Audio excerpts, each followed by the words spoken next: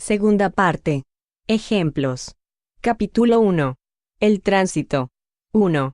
No se excluyen por la confianza en la vida futura los temores del tránsito de esta vida a la otra. Muchos no temen la muerte por el hecho de morirse, lo que temen es el momento de la transición. ¿Se sufre o no se sufre en el tránsito? He aquí lo que les ocupa más, y la importancia de este asunto es tanto mayor cuanto con toda seguridad nadie puede evitarlo.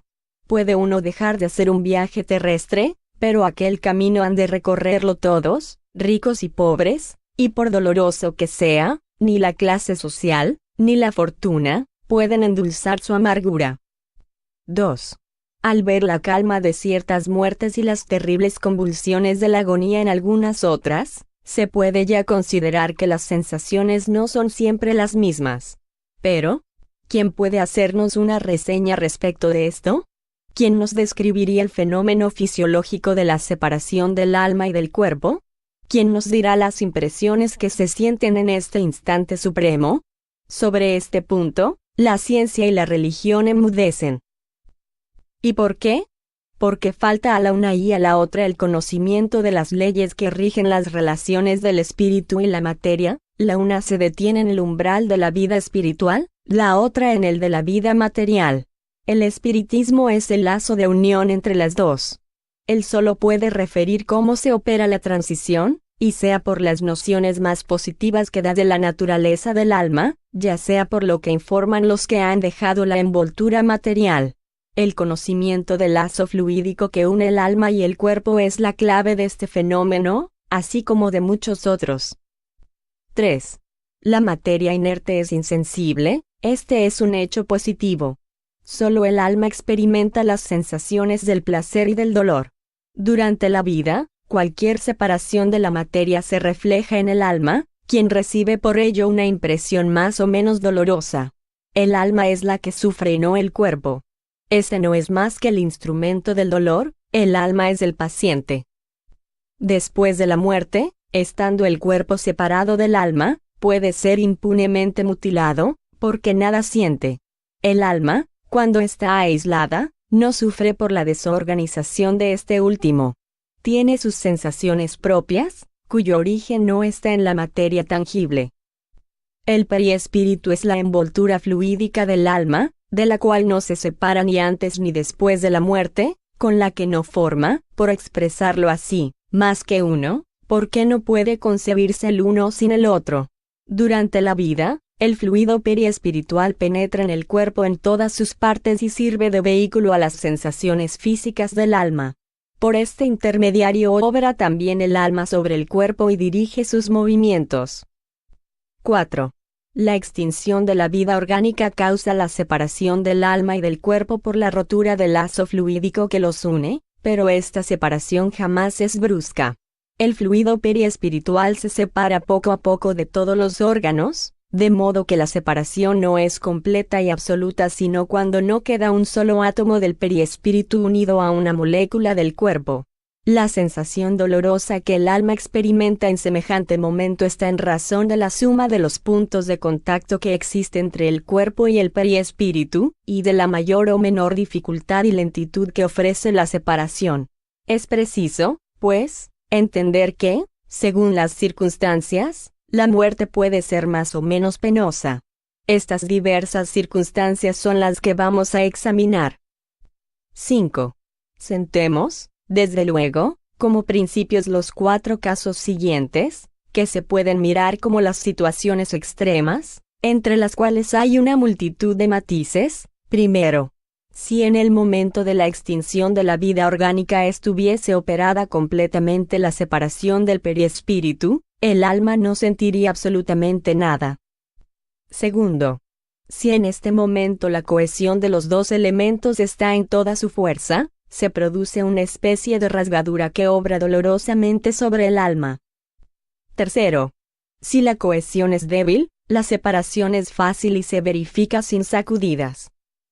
Cuarto, si después del cese completo de la vida orgánica existen todavía numerosos puntos de contacto entre el cuerpo y el periespíritu, podrá el alma sentir los efectos de la descomposición del cuerpo hasta que el lazo se rompa enteramente. De esto resulta que el sufrimiento que acompaña a la muerte está subordinado a la fuerza de adherencia que une el cuerpo al perispíritu. Que todo lo que pueda menguar esta fuerza y favorecer la rapidez de la separación hace el tránsito menos penoso. En fin, que si la separación se opera sin ninguna dificultad, el alma no experimenta ninguna sensación desagradable. 6. En el tránsito de la vida corporal a la vida espiritual se produce también otro fenómeno de una importancia capital, es el de la turbación.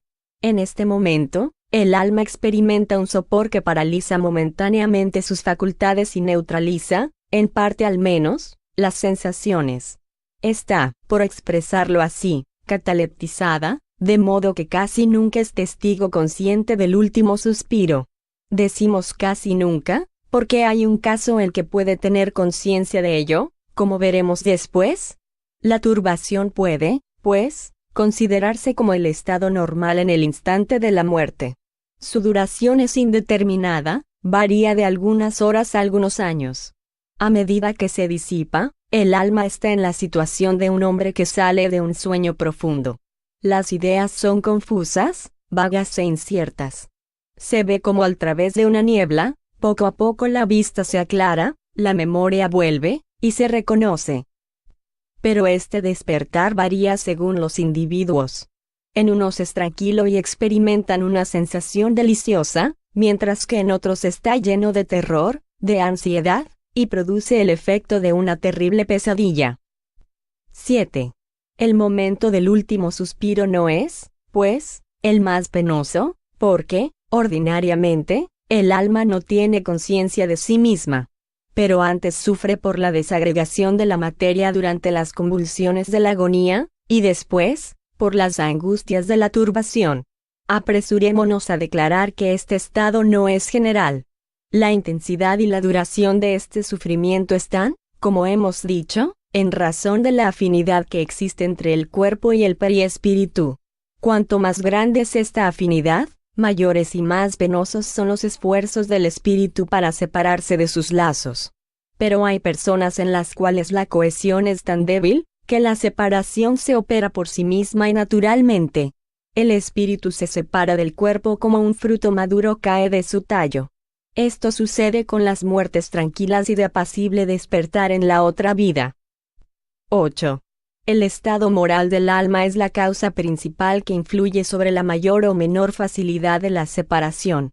La afinidad entre el cuerpo y el perispíritu está en razón de la adhesión del espíritu a la materia. Está en su máximo en el hombre cuyas preocupaciones se encuentran todas en la vida y goces materiales, y es casi nula en aquel cuya alma purificada se ha identificado con anticipación con la vida espiritual.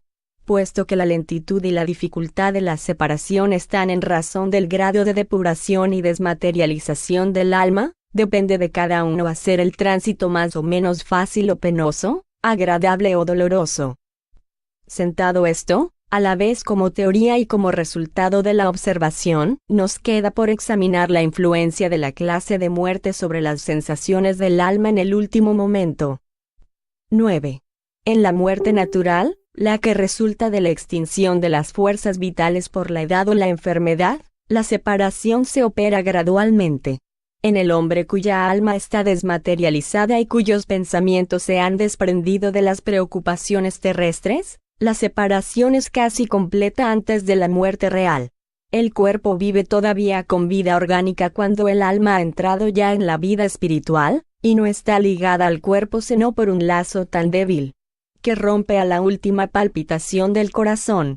En este estado, el espíritu puede haber recobrado ya su lucidez y ser testigo consciente de la extinción de la vida de su cuerpo, considerándose feliz por haberse librado de él. Para la turbación es casi nula. Esto no es más que un momento de sueño pacífico, de donde sale con una indecible impresión de dicha y de esperanza. En el hombre material y sensual, aquel que ha vivido más para el cuerpo que para el espíritu, para quien la vida espiritual es nada, ni siquiera una realidad en su pensamiento, todo ha contribuido a aflojarlos durante la vida. Al aproximarse la muerte, la separación se hace también por grados continuos. Las convulsiones de la agonía son indicio de la lucha que sostiene el espíritu que, a veces, quiere romper los lazos que le retienen, otras se aferra a su cuerpo, del cual una fuerza irresistible le arranca violentamente, como si dijéramos a pedazos. 10. El espíritu se adhiere tanto más a la vida corporal cuanto no ve nada más allá. Siente que se le escapa y quiere retenerla. En lugar de abandonarse al movimiento que le arrastra, resiste con todas sus fuerzas, pudiendo así prolongar la lucha durante días, semanas y meses enteros. Sin duda en este momento el espíritu no tiene toda su lucidez. La turbación ha comenzado mucho tiempo antes de su muerte, pero por esto no sufre menos, y la vaguedad en que se encuentra, la incertidumbre de lo que vendrá a ser de él, aumentan sus angustias. Llega la muerte, y no se ha acabado todo. La turbación continúa, siente que vive, pero no sabe si es de la vida material o de la vida espiritual. Lucha todavía hasta que las últimas ligaduras del periespíritu se rompen. La muerte ha puesto término a la enfermedad efectiva, pero no ha tenido sus consecuencias. Mientras existen puntos de contacto entre el cuerpo y el periespíritu, el espíritu siente los achaques de aquel, y sufre. 11. Muy diferente es la posición del espíritu desmaterializado, aun en las más crueles enfermedades. Los lazos fluídicos que le unen al cuerpo, siendo muy débiles, se rompen sin ninguna sacudida. Después su confianza en el porvenir, que ha entrevisto ya con el pensamiento, algunas veces también en realidad, le hace mirar la muerte como una libertad y sus males como una prueba. De lo que resulta para él una tranquilidad moral y una resignación que endulzan el sufrimiento. Después de la muerte, rotos estos lazos en el mismo instante, ninguna reacción dolorosa se opera en él. Siente su despertar libre, dispuesto, aliviado de un gran peso, sobre todo contento porque no sufre ya. 12. En la muerte violenta, las condiciones no son exactamente las mismas. Ninguna desagregación parcial ha podido traer una separación anticipada entre el cuerpo y el periespíritu. La vida orgánica, en toda su fuerza, separa repentinamente. La separación del periespíritu no comienza, pues, sino después de la muerte, y en este caso, como en los otros, no puede operarse instantáneamente. El espíritu, sorprendido, está como aturdido, pero sintiendo que piensa, se cree aún vivo, y esta ilusión dura hasta que se da cuenta de su posición. Este estado intermediario entre la vida corporal y la vida espiritual es uno de los más interesantes para el estudio, porque presenta el singular espectáculo de un espíritu que toma su cuerpo fluídico por su cuerpo material, y que experimenta todas las sensaciones de la vida orgánica. Ofrece una variedad infinita de matices, según el carácter, los conocimientos y el grado de adelanto moral del espíritu. Es de corta duración para aquellos cuya alma está depurada, porque en ellos había un desprendimiento anticipado, y la muerte, incluso la más súbita, no hace más que apresurar su realización. En otros puede prolongarse durante años. Este estado es muy frecuente incluso en los casos de muerte ordinaria, y para algunos no tiene nada que sea penoso, según las cualidades del espíritu. Pero para otros, es una situación terrible. En el suicidio, sobre todo, esta es la situación más penosa. El cuerpo, reteniendo el periespíritu por todas sus fibras, todas las convulsiones del mismo repercuten en el alma, y por esto siente atroces sufrimientos. 13. El estado del espíritu en el momento de la muerte puede resumirse así: el espíritu sufre tanto más cuanto el desprendimiento del periespíritu es más lento. La prontitud del desprendimiento está en razón del grado de adelanto moral del espíritu. Para el espíritu desmaterializado, cuya conciencia es pura, la muerte es un sueño de algunos instantes, exento de todo sufrimiento, y cuyo despertar está lleno de suavidad. 14. Para trabajar en su depuración, reprimir sus tendencias malas, vencer sus pasiones, es preciso ver sus ventajas en el porvenir. Para identificarse con la vida futura, dirigir a ella sus aspiraciones y preferirla a la vida terrestre, es necesario no solo creer en aquella, sino comprenderla. ¿Es necesario representársela bajo un aspecto satisfactorio para la razón, en completa concordancia con la lógica, el buen sentido y la idea que uno se forma de la grandeza, de la bondad y de la justicia de Dios? De todas las doctrinas filosóficas, el espiritismo es la que ejerce, bajo este aspecto, la más poderosa influencia por la fe inquebrantable que da. El espíritu formal no se limita a creer, cree porque comprende, y comprende porque se dirige a su entendimiento. La vida futura es una realidad que se descorre sin cesar a su vista. La ve y la toca, por expresarlo así, en todos los instantes. La duda no puede entrar en su alma. La vida corporal, tan limitada, se borra para él ante la vida espiritual, que es la verdadera vida. De ahí el poco caso que hace de las sinuosidades del camino y su resignación en las vicisitudes, de las cuales comprende la causa y la utilidad. Su alma se eleva por las relaciones directas que tiene con el mundo invisible, los lazos fluídicos que le adhieren a la materia se debilitan y así se opera un primer desprendimiento parcial que facilita el tránsito de esta vida a la otra. La turbación inseparable del tránsito dura poco tiempo, porque tan pronto como se ha franqueado el paso se reconoce a sí mismo. Nada le es extraño y se da cuenta de su estado. 15. Ciertamente el espiritismo no es indispensable para obtener este resultado. Así es que no tiene pretensión de que solo él puede asegurar la salvación del alma, pero la facilita por los conocimientos que procura, los sentimientos que inspira y las disposiciones en las cuales coloca el espíritu, a quien hace comprender la necesidad de mejorarse. Además, da los medios de facilitar el desprendimiento de otros espíritus en el momento en que dejan la envoltura terrestre, y de abreviar el término de la turbación por la plegaria y la evocación. Por la oración sincera, que es una magnetización espiritual, se provoca una desagregación más pronta del fluido periespiritual, por una evocación dirigida discretamente y con prudencia, y animando con palabras de benevolencia, se saca al espíritu del sopor en que se encuentra y se le ayuda a reconocerse más pronto. Si está sufriendo, se le incita al arrepentimiento, el único que puede abreviar los sufrimientos. 1. Nota del numeral 15. 1. Los ejemplos que vamos a citar presentan a los espíritus en las diferentes fases de dicha y de desgracia de la vida espiritual. No hemos ido solo a buscarlos en los personajes más o menos ilustres de la antigüedad, cuya posición ha podido cambiar considerablemente desde la existencia que se les ha conocido y que por otra parte no ofrecerían pruebas suficientes de autenticidad. Los hemos tomado de las circunstancias más ordinarias de la vida contemporánea, porque son aquellas en que cada uno puede encontrar más similares y de donde se pueden sacar las instrucciones más provechosas por la comparación. Cuanto más cerca está de nosotros la existencia terrestre de los espíritus, por la posición social, las relaciones o los lazos de parentesco, tanto más interesan, y más fácil es comprobar su identidad. Las posiciones vulgares son las del mayor número, por esto cada uno puede aplicárselas más fácilmente. Las posiciones excepcionales atañen menos porque salen de la esfera de nuestras costumbres. ¿No hemos acudido a las ilustraciones?